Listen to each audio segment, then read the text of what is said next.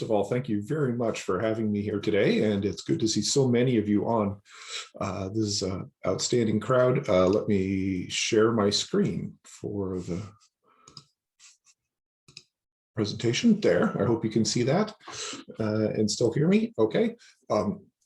So the Space Institute is a new entity here on campus that we've been taking several years to try and figure out how it should be formed and to line up some funding for it. And we've had a few blips of funding in there to try and seed money to try and get things going on a pilot basis. And just this last school year, we finally had an official announcement from the Dean of the College of Engineering for its creation, because we finally got some fairly major sponsorship for it, which I'll tell you about in just a minute.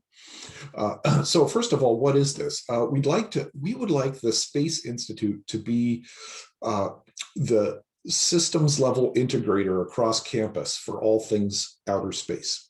And so what we want to do is to not replicate anything that any individual department would normally do, but we want to be there for anyone that wants to go out of their normal stovepipe and work with people across departments, across disciplines, across campus, in order to facilitate that connection, not only with faculty, but also with students and classes that people might take. We'd also, we recognize that that space, science, engineering, and technology is not the most diverse, and so we would like to help groups to become more diverse, and so we have an effort in that line as well to promote equity, diversity, and inclusion in space engineering and technology and science, as well as enabling us to go beyond where we are right now,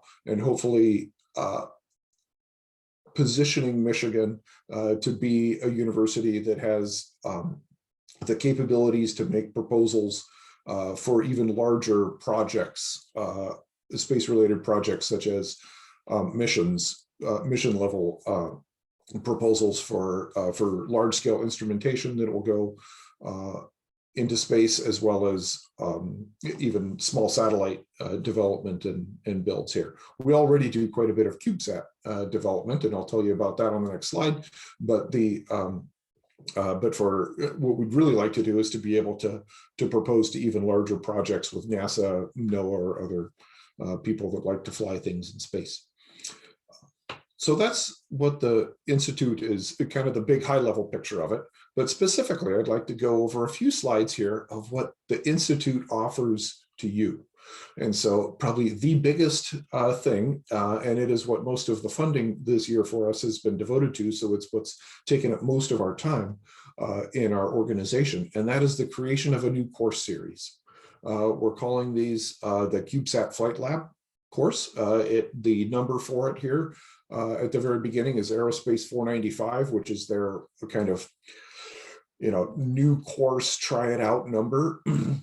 So I think it has a dash something after that, but Aerospace 495 is the number. A fully hands-on in the lab course of working with CubeSat systems and instrumentation and flight software, flight hardware development towards eventual launch and operations and data collection and processing from those CubeSats. So I would actually like to stop sharing here for just a minute and share a different screen with you, which is the course flyer for it that people in aerospace have created. And I'd just like to point out that Professor Cutler is going to be the one teaching this coming in the fall. And we want to offer this both terms, fall and winter term, so that it is a continuous course that's, it might end up with two different numbers for those two different courses, and perhaps even multi-layered. So this is going to eventually expand into a course series that you could take throughout your upper level undergrad, or even into master's level courses here. So yes, there will be a part 2 offered in the winter. And this course will be, there will be some content, pre-recorded content that you can watch online to get you up to speed if that is needed on particular systems or operations. But mostly it's going to be in the lab working with hardware and building, testing, designing, getting CubeSats prepared for launch and eventually launching. And so the very first semester, the hope is that we will not only work on CubeSat processes, but also work on a high altitude balloon payload that we will get to launch by the end of the semester. So there will be an actual launch of something in that first term, but the long-term plan is that there will be many different components of the CubeSat flight process, and that students can come in and join a group at any stage in that process and be able to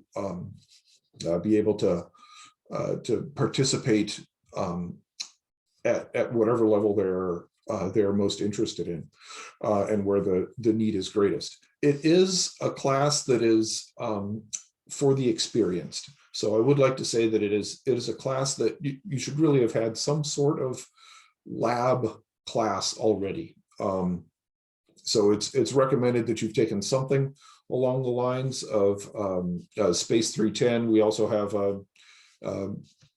various instrumentation classes or other lab classes towards aerospace or some sort of scientific instrumentation courses. These are suggested classes that might be good if you've had others, because we only listed a few here.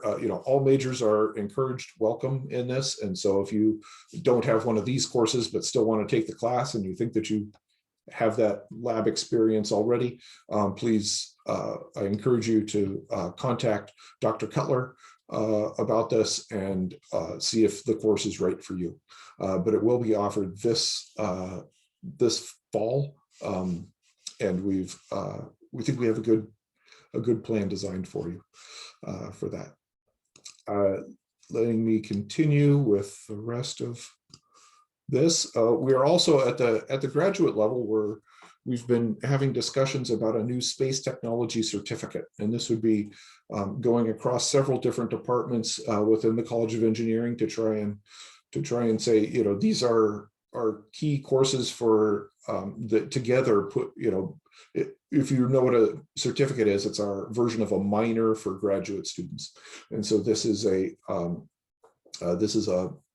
not a full master's level course set. It's typically only like 4 classes that you have to do in order to get a certificate added, but it's a way to formally recognize people that have taken a series of courses in spaceflight hardware technology.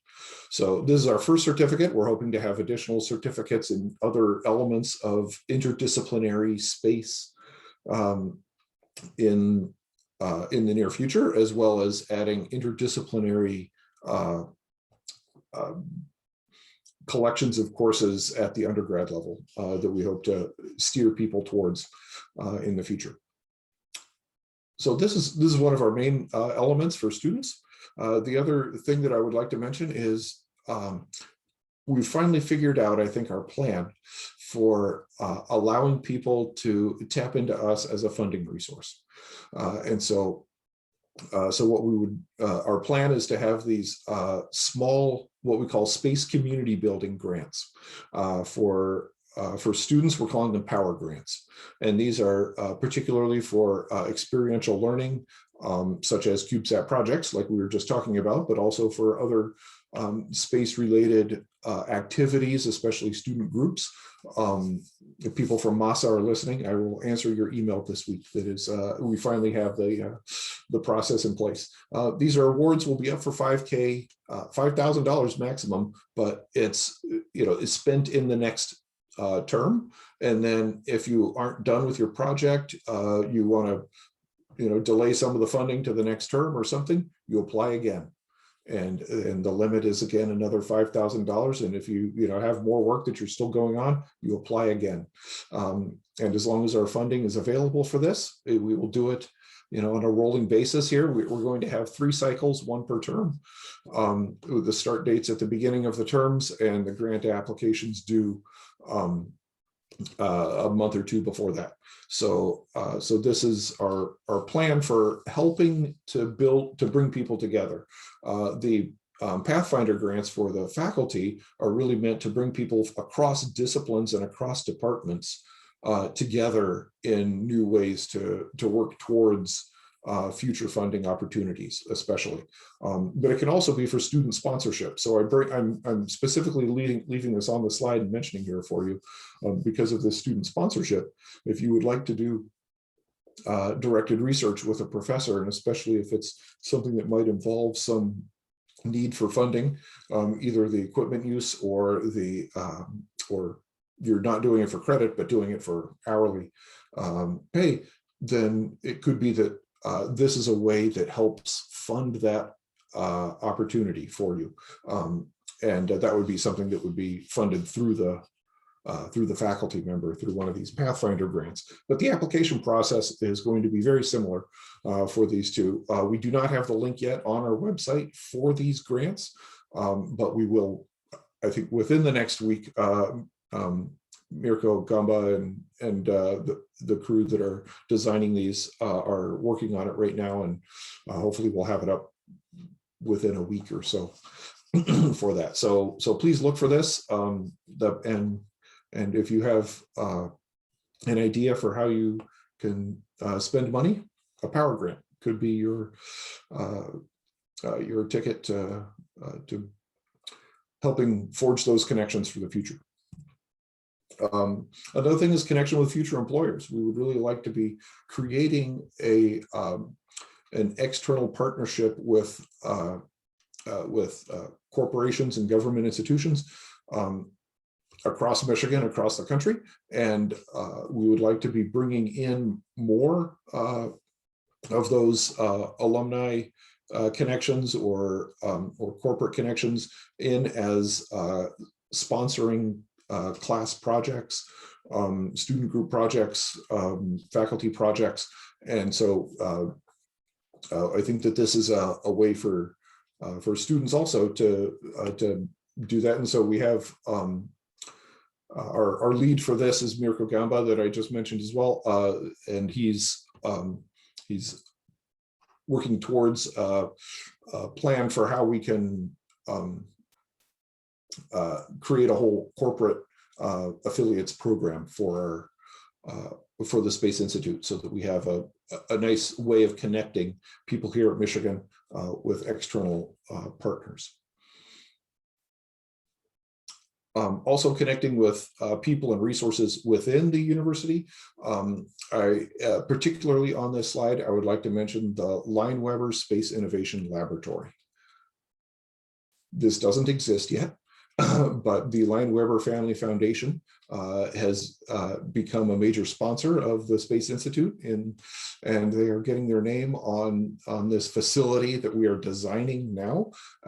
It is going to take over a rather large footprint on the first floor of the Climate and Space Sciences Climate and Space Research Research Building within the college, and it will be a high-tech meeting room facility with specialized displays, as well as computers with specialized software on it for spaceflight design. So this will be a place to come and talk about your space-related project activities that are going on, and design something for the future. And that's at least our initial goal for it. And the future goal is to also have connected to it a maker space, so that you can talk about it in one room, go over and build some, have it 3D printed and created in some fashion with a fabrication center right next to it, and then come back and redesign and go back and forth. And then when you're ready to do the real hardware, you go in the other direction down the hallway to the Space Physics Research Laboratory, which is an engineering center within the College of Engineering, specifically for designing scientific instrumentation for extreme environments, including space.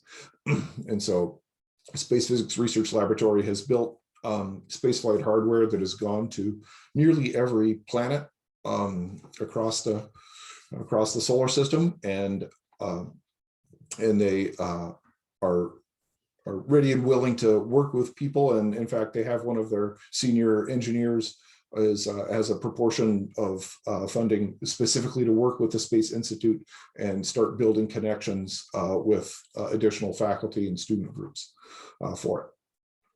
And again, the power grants can come in handy here if you have a need to use something that will cost money in order to use, a facility, for instance, and it's a space-related project.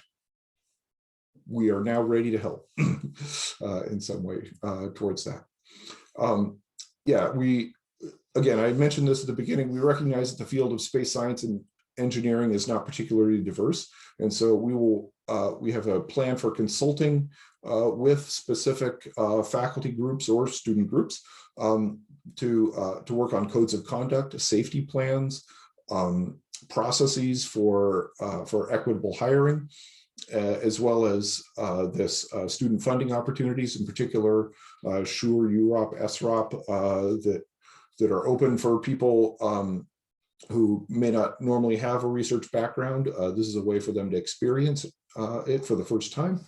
And as well as we are hoping to plan some public outreach and education activities through the Institute for people to have us be the facilitator of additional activities in that direction.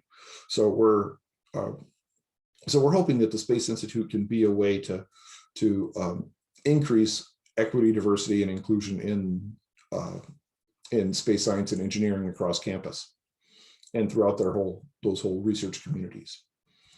So thank you very much for this opportunity to be able to speak to you today. And if you have any questions, please let me know. Thank you for the great talk, and congratulations on the kickoff. It's great to hear the more space inclusivity and being able to promote more diversity. It's now we do have quite a bit of time for some questions. I don't see in the chat yet. I guess I'll start off. What do you want to see come out of the new institute?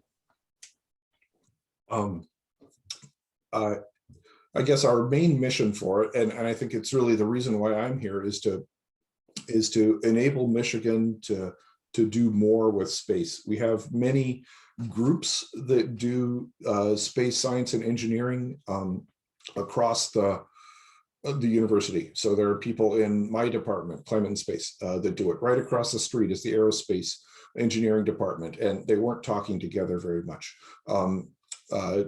On Central Campus, the astronomy department, all about space. The physics department and several others have faculty that work on space-related science efforts.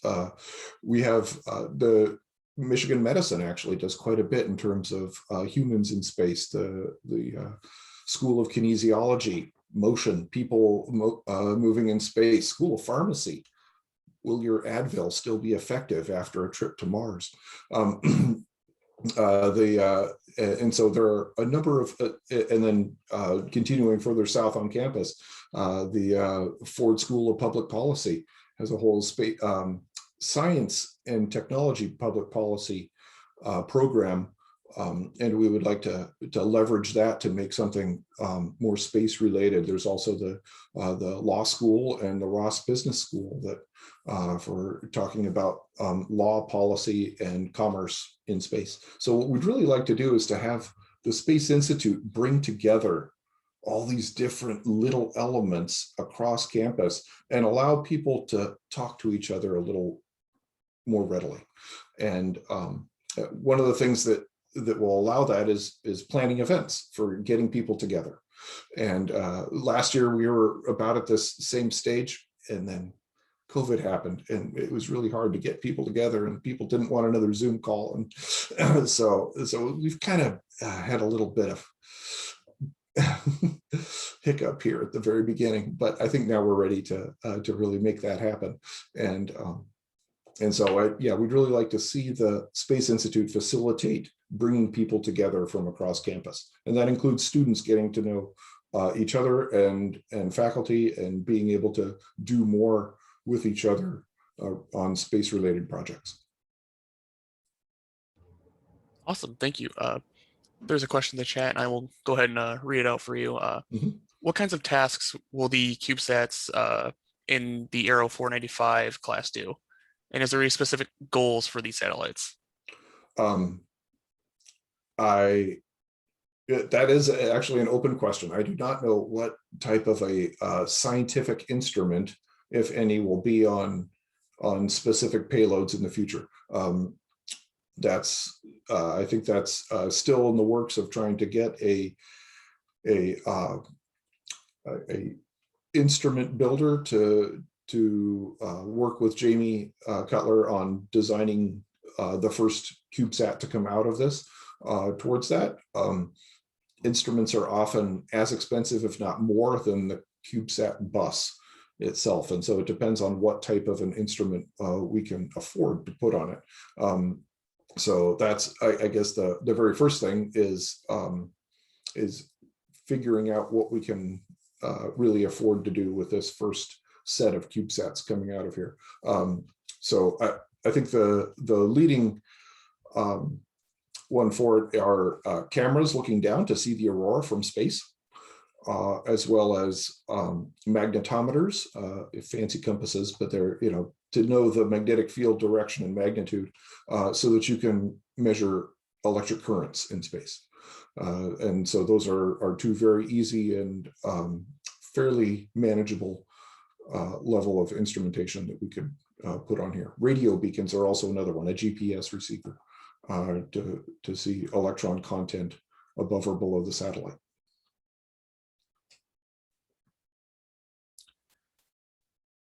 Another question in the chat, who should people reach out to if they're interested in learning more about the space certificate? Me. So my email, Liemohn, my last name here, at umich.edu. We are still in the final conversations of what classes will be on the required list versus what classes will be on the rather long elective list. But that's the hope is that we have that finalized here in the next month or two, so that it is approved early fall semester and available for people next year to officially sign up for it by late fall term, have it go through all the approval system. So yeah, we're hoping that that is done very soon.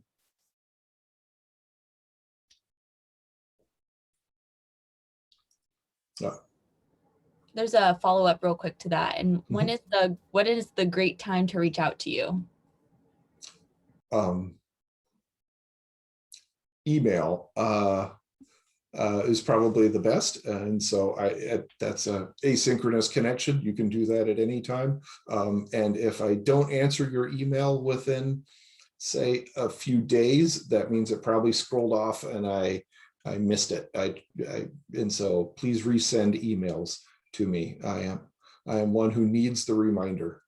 So please do not be shy about sending an email. Hey, you might have missed this. So please feel free to contact me again and again. Yeah. Good to know. Thank you so much for taking the time to talk to us today.